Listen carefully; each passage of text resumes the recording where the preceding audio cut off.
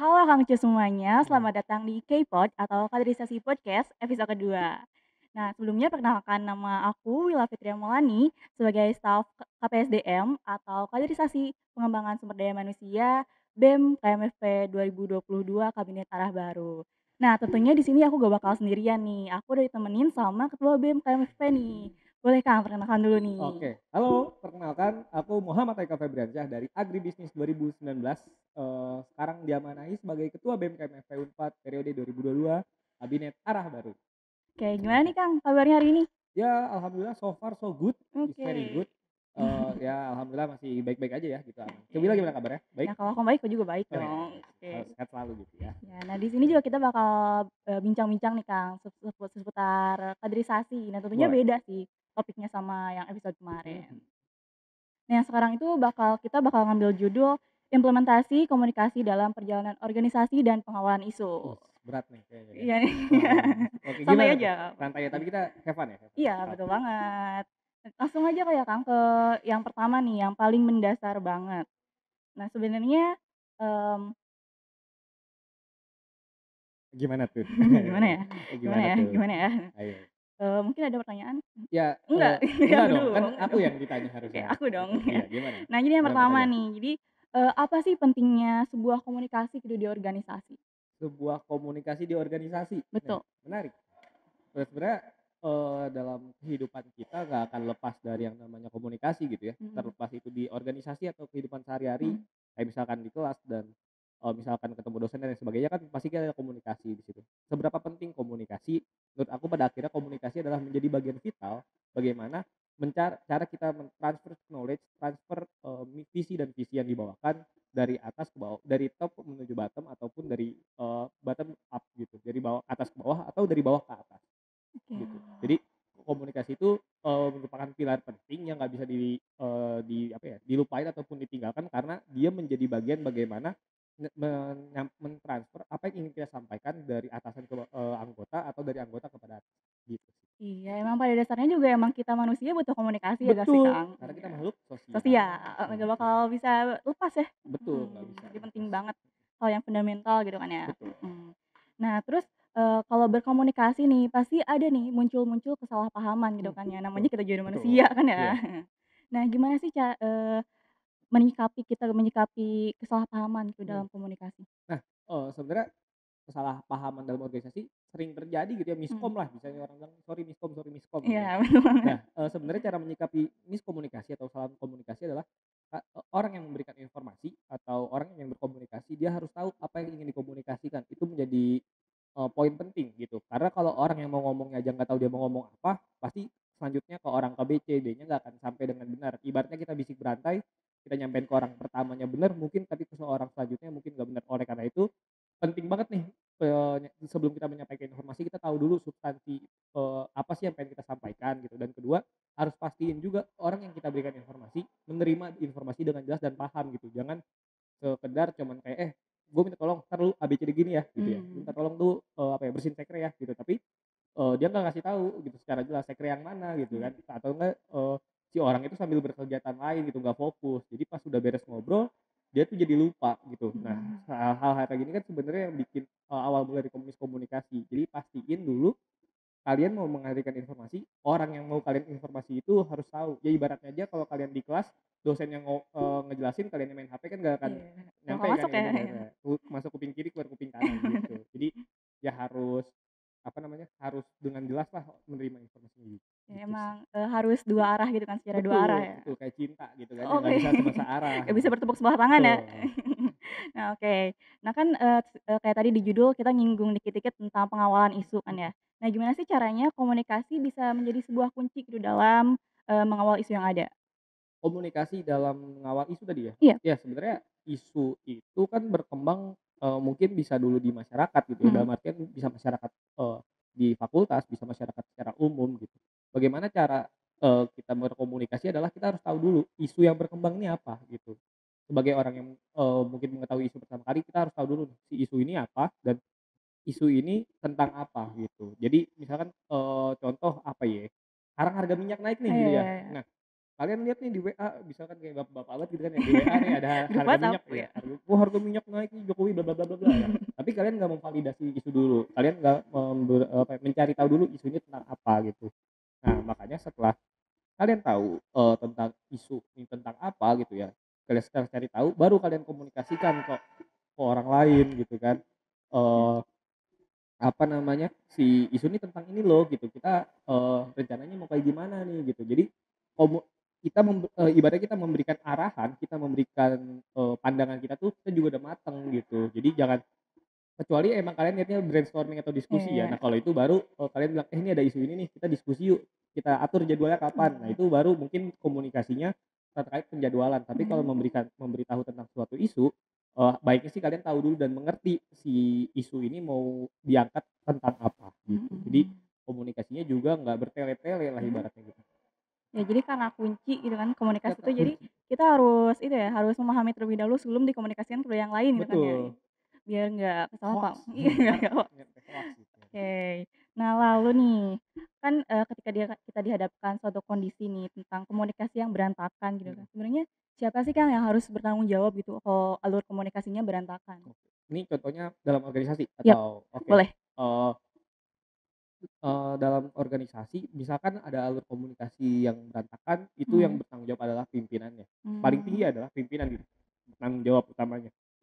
Tapi dalam rangka apa gitu, maksudnya kenapa pada akhirnya harus pimpinan yang disalahin gitu, padahal mungkin stafnya yang, salah miskom gitu. Nah, karena di situ miskomunikasi ini bisa dicegah, berantakan yang komunikasi ini bisa dicegah dengan supervisi ataupun pengarahan dari pimpinan itu seperti apa gitu. Kalau pimpinannya misalkan dari si A ini punya informasi, pasti kan pimpinannya harus tahu ya, misal mhm, kepala departemennya atau kepala divisinya, bahkan ketua umumnya juga mungkin harusnya tahu gitu. Nah, kalau misalkan dianya aja nggak tahu, di bawahnya itu pasti kemungkinan besar akan berantakan gitu. Jadi, bertanggung jawabnya adalah pimpinannya, entah itu kepala bidangnya, kepala departemen atau divisinya, ketua umumnya gitu. Jadi, eee jangan sampai anggota tuh jadi, bingung sendiri mhm, gitu. Dan ini kan yang mungkin beberapa kali juga mungkin di ini ya, di luar yang lain lah ibaratnya gitu, juga beberapa kali miskomunikasi karena kurangnya perhatian dari si pimpinannya gitu, kepala departemen ya, kepala bidang ya, ketua umumnya gitu. Oleh karena itu untuk mencegah hal itu, harus ada sering-sering komunikasi. Misalkan kayak kalian PJ nih, mmm, PJ kan harus ada report nih tiap minggu. Nah, itu fungsinya report seperti itu. Terus ada fungsinya rapat departemen, rapat divisi. Itu fungsinya agar alur komunikasinya ini selalu terjaga, apa yang pengen disampaikan atau dimisikan gitu kan kepada departemen itu tercapai di anggota-anggotanya gitu. mhm. Berarti emang berat ya jadi tugas seorang pemimpin tuh? Ya, Iya kan? kalau misalkan kata aku lupa ada kata-kata mutiara gitu, "Leader is legend," gitu, Mmm, pemimpin yang menderita gitu. Jadi mmm, ya, sebagai pemimpin harus menderita gitu, kalau nggak yang mau menderita jangan jadi pemimpin. dan komunikasi juga emang harus bagus ya? Betul, Iya. itulah fungsinya. Oke, nah terus, kadang kalau misalnya ada kesalahan dalam komunikasi, kita kan harus ancang-ancang dulu nih, kayak kapan sih kita waktu yang pas buat ngedeteksi, wah ada yang salah nih Mhm, di komunikasinya gitu? saat, bagaimana kita akhirnya tahu ada miskom apa enggak. Nah, itu pentingnya roadmap gitu. Roadmap Mmm, itu adalah bagaimana alur kerja yang ingin kita buat atau rangkaian apa nih yang rencananya akan kita, rangkai ya ke depannya gitu. Misalkan di minggu ini progresnya sampai A, minggu B sampai B. Tercapai nggak si ini tiap minggunya gitu. mhm, Kok kita bikinnya si minggu ini A, tapi hasilnya malah 2 misalnya hasilnya Z gitu. Itu kan berarti nggak sesuai sama yang kita planning. Nah, baru di situ dikomunikasikan, kenapa nih bisa hasilnya Z bukan mhm, A?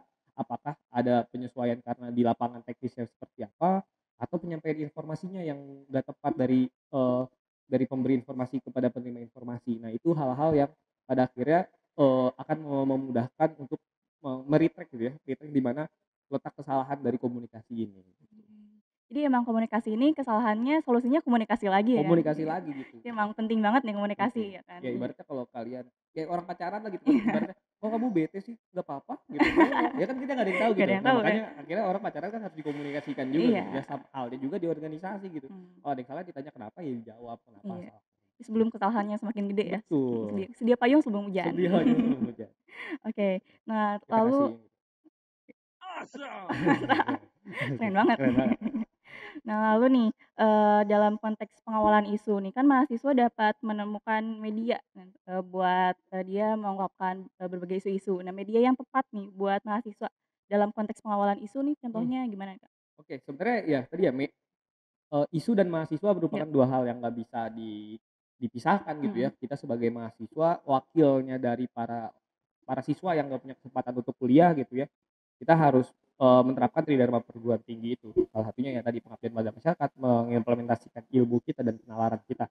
Bagaimana media-medianya menurut aku banyak gitu. BEM merupakan salah satu medianya, tapi nggak cuman BEM, bisa melalui Persma, bisa mhm, melalui himpunan, bisa melalui organisasi-organisasi eksternal dan lain sebagainya. Banyak sebenarnya wadah-wadah teman-teman untuk, apa ya, menyikapi ataupun mengawal isu itu sendiri gitu. Pun secara pribadi tanpa tergabung dengan organisasi apapun tuh bisa gitu. Misalkan kayak kita punya keresahan pengen kita kirim ke media bisa, contoh ke misalkan ke media digital, media, daring dan lain sebagainya itu banyak gitu. Jadi, sebenarnya kalau untungnya kita iya, dilahirin di di zaman yang udah, modern ya? modern ini gitu ya.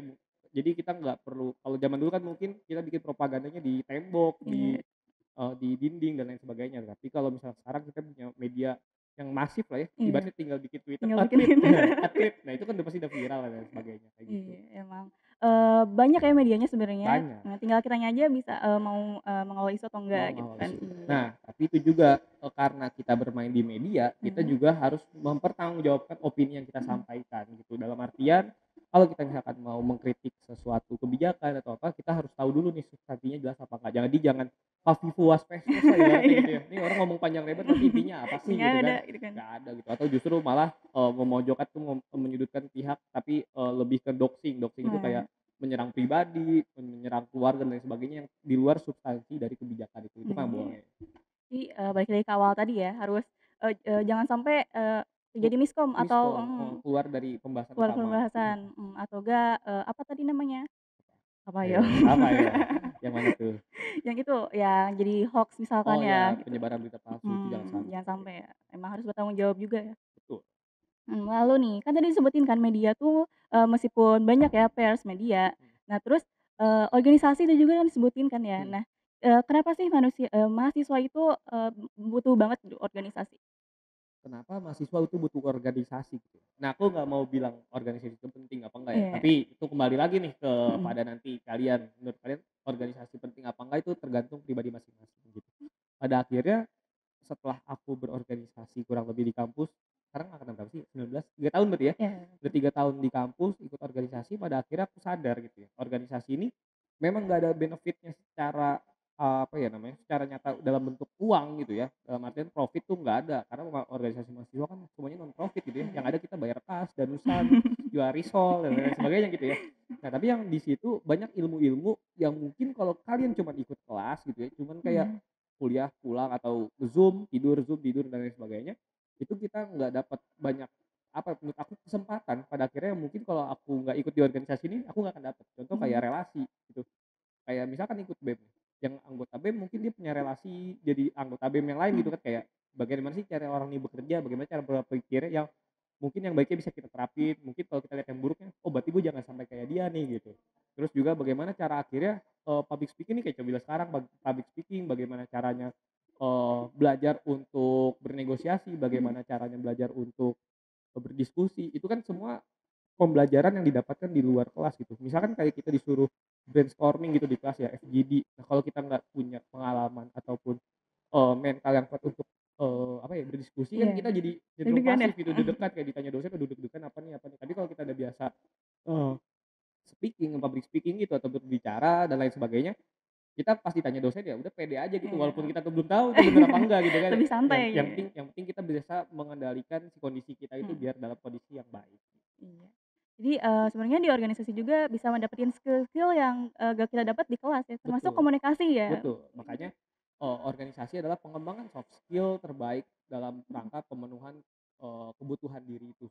Iya, aku juga ngerasa sih, Kang, setelah Mhm, masuk organisasi gitu kan, dari nggak cuma kuliah, dari mhm, SMP mungkin ya, mhm, emang ngerasa kayak, banyak skill yang aku dapet yang nggak aku dapet di kelas gitu. betul. Nah, mungkin Iya, aku tanya balik nih, gimana selama tuh? Cewila organisasi, apa aja nih yang Cewila rasain manfaatnya ataupun akhirnya Cewila merasa beruntung gitu ikut organisasi akhirnya? Oke, yang pertama yang jelas, komunikasi ya. Dulu tuh waktu aku SMP, kalau misalnya aku, bicara nih di depan banyak orang gitu kan, Mhm. itu masih ngerasa getar-getar dikit tuh.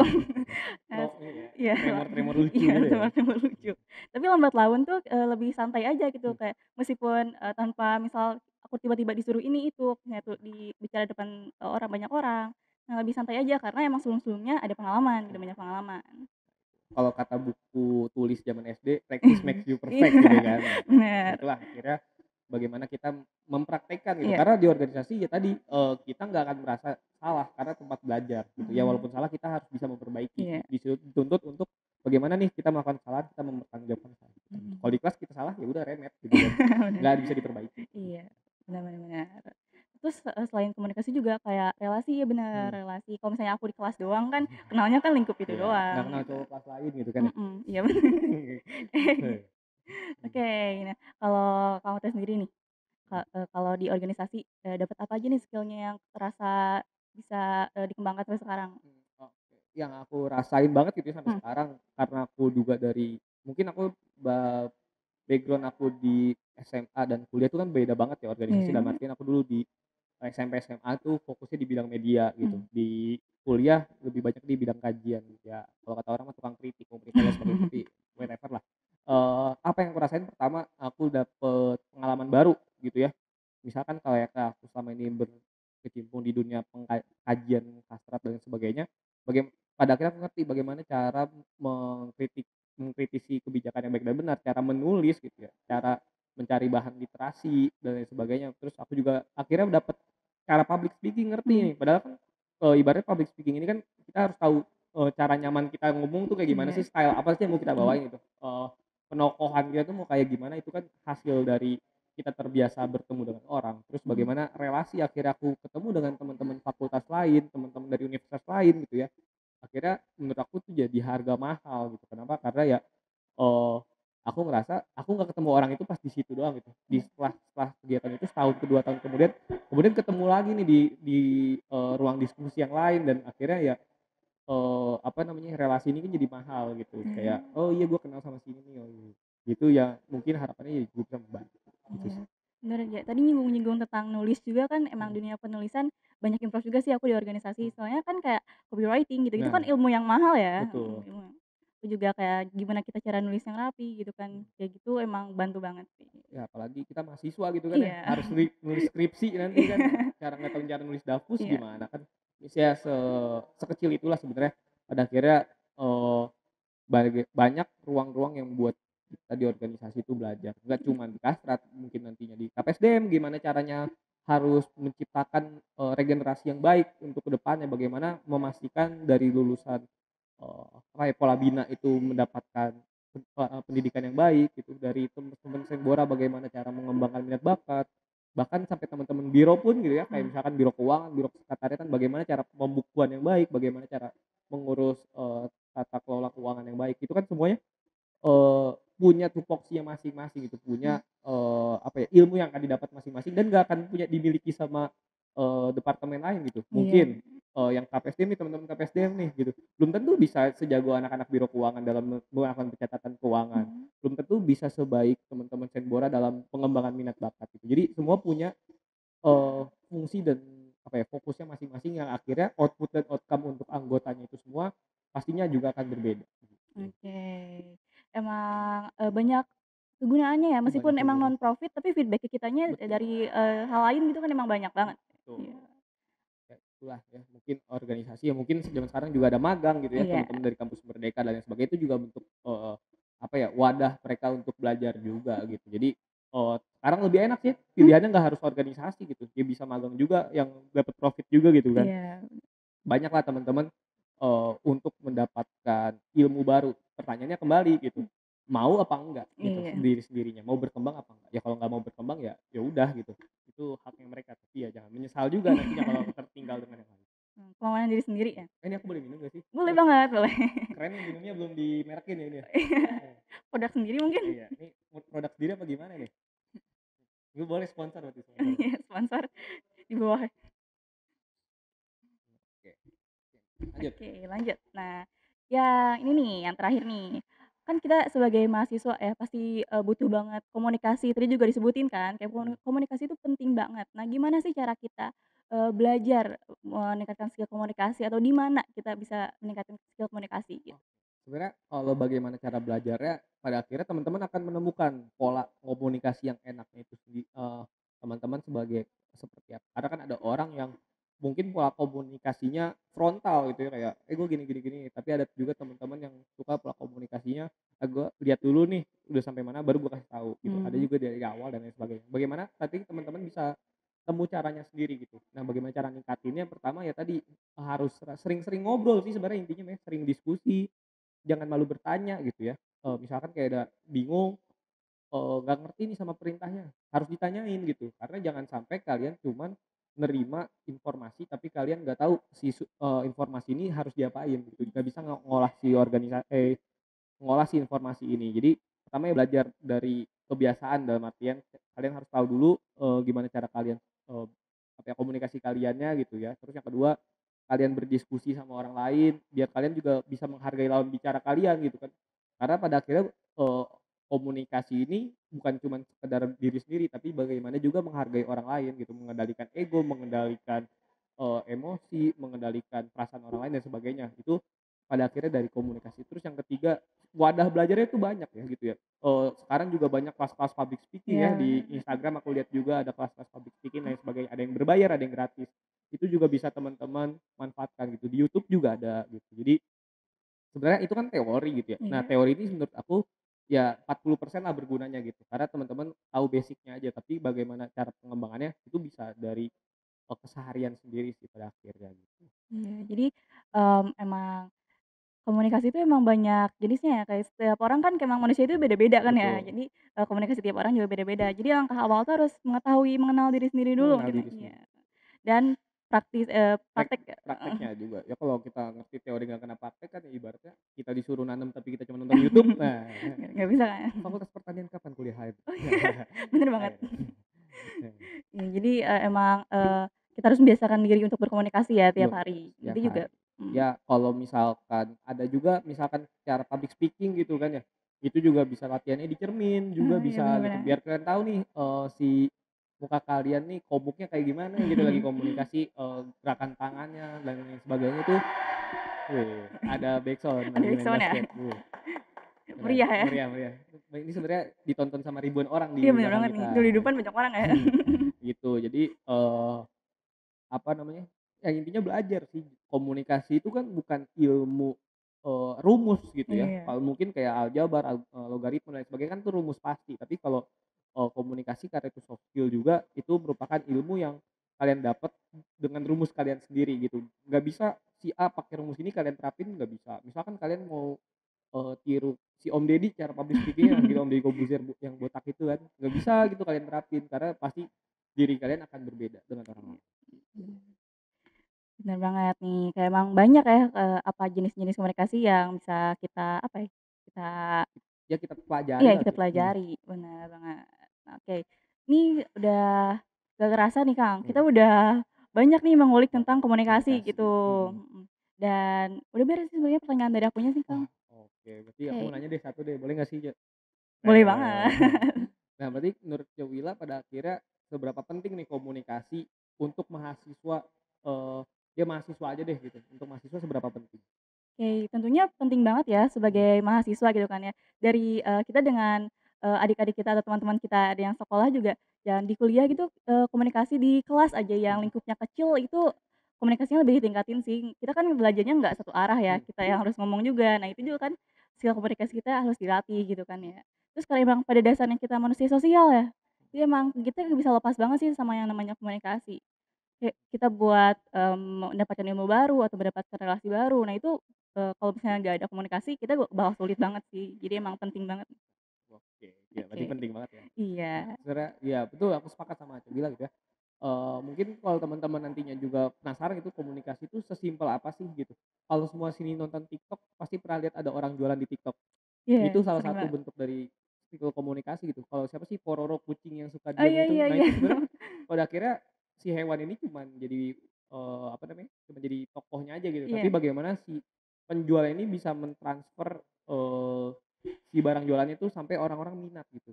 Kalau kayak di pasar ada yang jual nih kayak, lem lem lem super gitu kan, kayak gitu-gitu.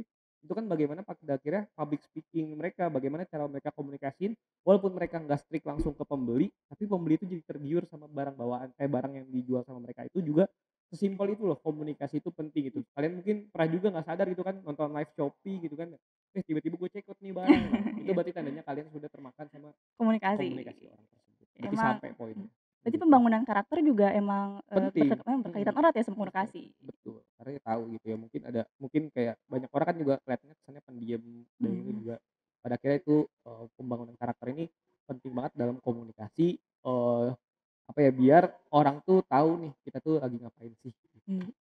Oke, karena pertanyaan dari aku udah habis nih, Kang. Nah, Oke, mungkin ada nih satu patah, 2 patah kata buat penutup nih buat Akang Ece yang udah nonton podcast kali ini. nggak ada? Ada, Oke. oke. Jadi untuk Kakak ngecil nih semua, yang nonton mungkin karena ini di-upload upload ya di Yap, YouTube gitu dan lain sebagainya, mungkin yang nonton nanti angkatan 2030 dan lain sebagainya gitu ya. Ya aku nggak tahu juga kan umur iya. aku sampai kapan juga gitu. Pesan aku cuman satu, selama jadi mahasiswa jangan pernah mau berhenti dalam belajar, jangan pernah berhenti dalam mencoba. Kalau ada kesalahan dan juga ada yang namanya, eee, apa ya, masukan tuh jangan ditolak mentah-mentah gitu, tapi bagaimana akhirnya oh, proses belajar itu dari nol gitu. Mungkin entar nantinya kenal sama temennya kayak, "Wih gila nih orang, masih maba udah jago banget nih ngomongnya, jago banget organisasinya." Tapi kalian masih masih ibaratnya masih kayak baru, "Ah gue pengen organisasi deh kuliah," gitu, kayak gitu-gitu. Jangan pernah malu dan minder gitu, karena ya sejatinya orang bisa memulai lebih dulu, tapi orang belum tentu bisa finish lebih terdahulu gitu. Jadi pesan aku jangan pernah berhenti untuk belajar dan mencoba. Jadi intinya adalah jangan lupa untuk belajar. Belajar, Ini. mantap, mana tadi? Kasih applause. Awesome. Applause applause. Gitu. Oke nih, nggak kerasa nih ya, Kang, kita udah berada di penghujung acara nih. Oke. Ya, jadi, buat Kakak Ece yang udah nonton, jangan lupa buat nonton podcast ini sampai akhir ya. Betul, Iya. jangan lupa. Pasti kalau udah sampai sini udah sampai akhir Pasti udah dong. sampai akhir ya. Iya, tapi jangan lupa buat nonton podcast selanjutnya, Betul banget. gitu Ya, ya. terima kasih juga nih buat Iya Akang yang udah hadir nih, iya, ketarik kabelnya, maaf maaf. hadir di podcast kali ini, Iya yang udah mengulik tentang organisasi. Udah banyak banget nih eee, yang bakal kita ambil dari podcast kali ini. iya, semoga teman-teman bisa mengambil ya gitu ya, Mmm, dalam artian, semoga podcast ini jadinya bermanfaat buat kita semua. iya, amin. Semoga Kasih banget ya. applause. Iya, gitu ya. Oke, Oke, jadi terima kasih juga ya yap, buat, KPSDM dan teman-teman nih udah bikin sebuah program, baru gitu ya di BMKMFP tahun ini, banyak apa ya, wadah baru nih dalam sharing, bentar banyak orang-orang hebat juga pasti di dalam sini dan tentunya buat Akang Ngece di angkatan berapa pun nanti yang menonton juga jangan, apa ya, jangan lupa untuk belajar terus gitu. jadi intinya adalah jangan lupa buat nonton podcast episode Selanjutnya, selanjutnya karena maksudnya bakal banyak banget orang-orang hebat yang bakal datang di sini. betul. Oke, jadi sampai jumpa lagi di podcast selanjutnya. Dadah. Dadah.